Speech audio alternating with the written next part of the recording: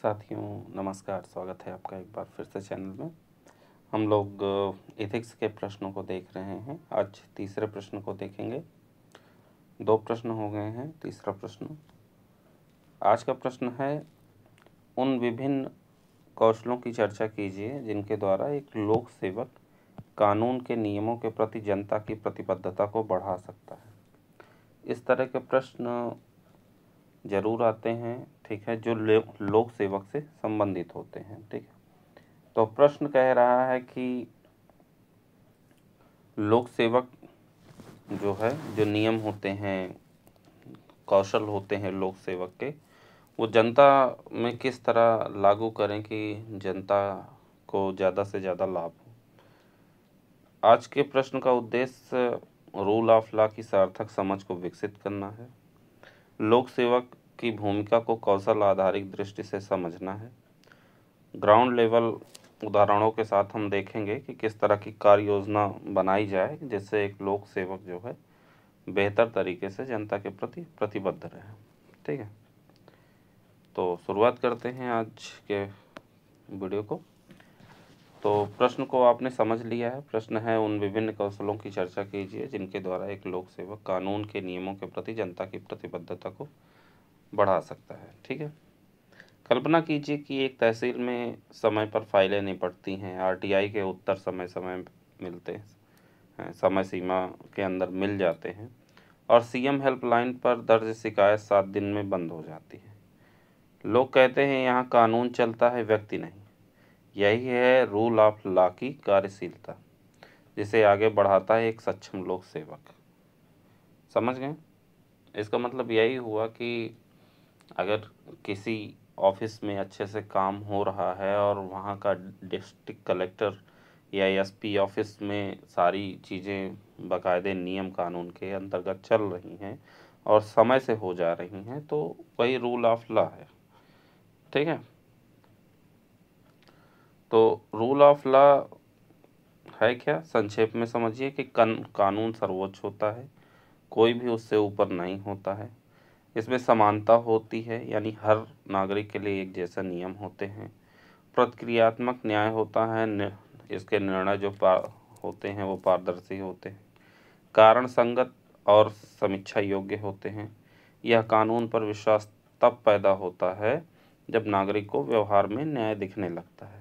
ठीक है, अब हम जब ऐसे प्रश्न को समझ लेंगे तो बेहतर उत्तर कैसे लिखेंगे, तो उत्तर में सबसे पहले हम भूमिका लिखते हैं। जानते ही हैं, दोनों प्रश्न में जो पिछले प्रश्न हुए या इसके पहले जो हमने आंसर राइटिंग देखी थी, तो उसमें आपने देखा था कि किस तरह जो है भूमिका लिखी जाती है और अच्छे अंक मिलते हैं। तो कैसे लिखेंगे भूमिका में? लोकतांत्रिक शासन प्रणाली का सारे कानून का शासन यानी रूल ऑफ लॉ में निहित है, जहाँ कोई व्यक्ति, संस्था या सरकार कानून से ऊपर नहीं होती। परंतु केवल कानून बनाना पर्याप्त नहीं, उसके प्रति जन सामान्य की आस्था, समझ और पालन भाव विकसित करना भी आवश्यक है। लोक सेवक जो शासन व्यवस्था का क्रियान्वयन करता होता है, नागरिकों के साथ प्रत्यक्ष संपर्क में रहता है, इसलिए वह जनता के मन में कानून के प्रति विश्वास व प्रतिबद्धता उत्पन्न करने का सबसे प्रभावी माध्यम बन सकता है। ठीक है, इस तरह जो है आप लिख सकते हैं आंसर को, मतलब भूमिका को बेहतर तरीके से। अब एक कुशल लोक सेवक निम्नलिखित कौशलों के माध्यम से जनता में कानून के प्रति समर्पण की भावना विकसित कर सकता है। वो कौन कौन सी चीज़ें होती हैं जिनके द्वारा एक लोक सेवक जनता के प्रति समर्पण की भावना विकसित कर सकता है? तो आइए एक एक करके देखते हैं। पहला है संचार और जनसंपर्क कौशल, यानी एक लोक सेवक के अंदर जो है कम्युनिकेशन स्किल अच्छी होनी चाहिए, साथ साथ पब्लिक रिलेशन स्किल अच्छी होनी चाहिए। सरल भाषा में अगर हम समझे तो उदाहरण के लिए आप समझिए कि स्वच्छ भारत मिशन या जल जीवन मिशन में अधिकारियों ने जन संवाद द्वारा व्यवहारिक भागीदारी को सुनिश्चित किया, यानी इन दोनों के द्वारा वार्ड स्तरीय बैठकें की गई, मोहल्ले जनसभाओं को जो है जिनमें जनता की भागीदारी को सुनिश्चित किया गया, आईसी सामग्री से व्यवहार परिवर्तन किया गया। ठीक है, और उदाहरण देखें तो राजस्व कैंप में लघु वीडियो पोस्टर में से म्यूटेशन प्रक्रिया समझाकर भीड़ और भ्रांतियां कम की गई। कर्म योग्य कदम 3 minute explanation like IM15 script बनाकर जो है ऐसी भागीदारी सुनिश्चित की गई। ठीक है, यानी प्रभावी संवाद से लोक सेवक कानूनों की भावना, उद्देश्य, लाभ आमजन तक पहुंचा सकता है। साथ साथ पारदर्शी व सरल भाषा में समझाने से जनता को यह एहसास होता है कि कानून उनकी भलाई के लिए। छोटे छोटे वीडियो बना के, वीडियो के माध्यम से जन जागरूकता फैलाए, कैंप लगा के, ठीक है, तो उससे जो है लोगों में विश्वास बनता है लोक सेवक के प्रति, और लोक सेवक जनता के प्रति अपना विश्वास जाहिर करता है। संचार और जनसंपर्क कौशल हो गए। अगला देखते हैं, अगला है नेतृत्व एवं उदाहरण प्रस्तुत करने का कौशल, यानी लीडरशिप और रोल मॉडलिंग की स्किल होनी चाहिए। यानी अधिकारी जैसा करेगा वैसा तंत्र चलेगा। ठीक है, लोक सेवक का आचरण स्वयं में प्रेरणा स्रोत होता है। जब अधिकारी स्वयं नियमों का पालन करते हैं तो नागरिक भी उन्हें आदर्श मानते हैं। उदाहरण के लिए कुछ जिला अधिकारी द्वारा कार्यालय में समय पालन और पारदर्शिता से जनता का विश्वास बढ़ा है। यानी जिला अधिकारी समय पे ऑफिस आता है तो जनता भी समझती है कि जो अधिकारी है या लोक सेवक है वो अपने काम या नियम के प्रति प्रतिबद्ध है, तो जनता भी वैसा ही देखकर करती ही। बिना सिफारिशों के फाइल निपटान होता है। कार्यालय परिसर में नो वेंडर नो गिफ्ट नीति लागू की जाए तो जनता के प्रति विश्वास बढ़ता है। उदाहरण के लिए अगर सड़क सुरक्षा सप्ताह में अधिकारी स्वयं हेलमेट पहनकर जागरूकता रैली लीड करे, यानी जब जैसे नवंबर का महीना होता है ट्रैफिक मंथ का महीना, ठीक है, तो अगर ट्रैफिक नियमों में सड़क सुरक्षा जब पहल की जाती है, लोग पुलिस वाले जागरूक करते हैं लोगों को, तो साथ साथ उसके साथ सारे पुलिस वाले या अधिकारी जो है अगर हेलमेट का प्रयोग करते हैं वाहन चलाते समय या 4 व्हीलर चलाते समय सीट बेल्ट का प्रयोग करते हैं, तो जनता के प्रति एक पॉजिटिव मैसेज जाता है कि जनता भी उस चीज़ को देखे और समझे। ठीक, और जो है इस तरह जनता के बीच में एक बेहतर समन्वय स्किल बनती है। ठीक है, आगे अगला है नैतिकता एवं मूल्यों पर आधारित निर्णय क्षमता, यानी इथिकल डिसीजन मेकिंग स्किल। ये क्या होती है? ये होती है निष्पक्षता, सत्यनिष्ठा और पारदर्शिता से किए गए निर्णय नागरिकों के बीच न्याय और कानून के प्रति भरोसा जगाते हैं। यानी जब नैतिक मूल्य होंगे, ठीक है, और निर्णय इथिकल होगा तो जनता में कानून के प्रति एक भरोसा उत्पन्न होता है। लोक सेवक यदि राजनीति या निजी दबाव से मुक्त रहकर कार्य करे तो वह कानून की मर्यादा का रक्षक बन जाता है। ठीक है, उदाहरण के लिए ई टेंडरिंग सिस्टम जैसे सुधार भ्रष्टाचार कम करके जनता में कानून की प्रतिष्ठा बढ़ाते हैं। ठीक है, ई टेंडरिंग और थर्ड पार्टी ऑडिट से क्रय प्रक्रिया में जो है पारदर्शिता लानी चाहिए। एक लोक सेवक को पोर्टल पर बिड ओपनिंग का समय पत्रक सार्वजनिक करना चाहिए। उदाहरण में और भी लिख सकते हैं चीज़ें, जैसे ट्रांसफ़र पोस्टिंग में स्पष्ट मापदंड, अपवादों को रिकॉर्डेड कारणों से जोड़ना। ठीक है, इन सब चीज़ों को जब आप अपने उत्तर में प्रयोग करते हैं तो आपका उत्तर बेहतर होता है। अगला देखते हैं, अगला है संवेदनशीलता एवं सहानुभूति, यानी एम्पैथी और सेंसिटिविटी। ठीक है, ये क्या चीज़ें होती हैं? तो ये होती हैं कानून का पालन तभी प्रभावी होगा जब प्रशासन नागरिकों की सामाजिक, आर्थिक, सांस्कृतिक पृष्ठभूमि को समझे। गरीब, वंचित और अशिक्षित वर्ग के प्रति मानवीय दृष्टिकोण अपनाने से वे शासन व्यवस्था से जुड़ाव महसूस करते हैं।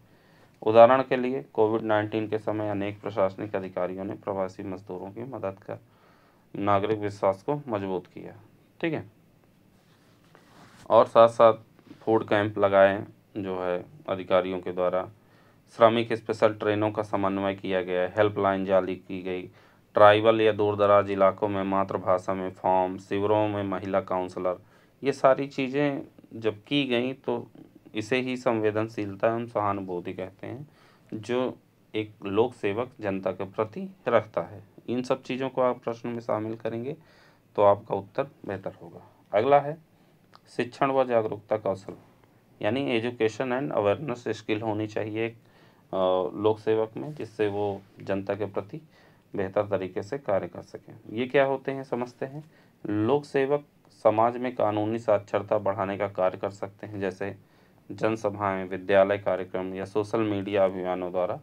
ठीक है, नागरिकों को उनके अधिकारों और कर्तव्यों की जानकारी मिलने पर वे कानून का पालन स्वेच्छा से करते हैं। उदाहरण के लिए साइबर सुरक्षा जागरूकता अभियान ने आम जनता को कानूनी उपायों के प्रति सजग बनाया है। ठीक है, समझिए क्या है साइबर सुरक्षा सप्ताह, यूपीआई फ्रॉड जैसे चल रहा है आजकल, सोशल इंजीनियरिंग, शिकायत पोर्टल की जानकारी, ये सारी चीज़ें जो है अगर बेहतर तरीके से एक अधिकारी समझा पा रहा है जनता को, तो जनता समझ पाती है। उदाहरण और जैसे क्या उदाहरण हो सकता है, स्कूलों में मेरे अधिकार मेरे कर्तव्य मॉड्यूल, साथ साथ ग्राम सभा में एक पेज कानूनी पोस्टर, इन सब चीज़ों को जो है जब लागू किया जाता है जागरूकता कौशल के द्वारा, तो जनता और लोक सेवक के बीच जो है एक बेहतर ब्रिज बनता है और समाज बेहतर आगे बढ़ता है। अगला है मध्यस्थता व विवाद समाधान कौशल, यानी meditation and conflict resolution skill. ठीक है, ये क्या होती है, ये होती है जब एक लोक सेवक स्थानीय स्तर पर संवाद द्वारा विवादों का समाधान करते हैं तो जनता न्यायिक प्रक्रिया पर भरोसा करती है। स्थानीय स्तर पर कैसे, यानी ग्राम सभा या अंतिम व्यक्ति तक जो है न्याय पहुँचे। आर्टिकल 39A आपने पढ़ा होगा।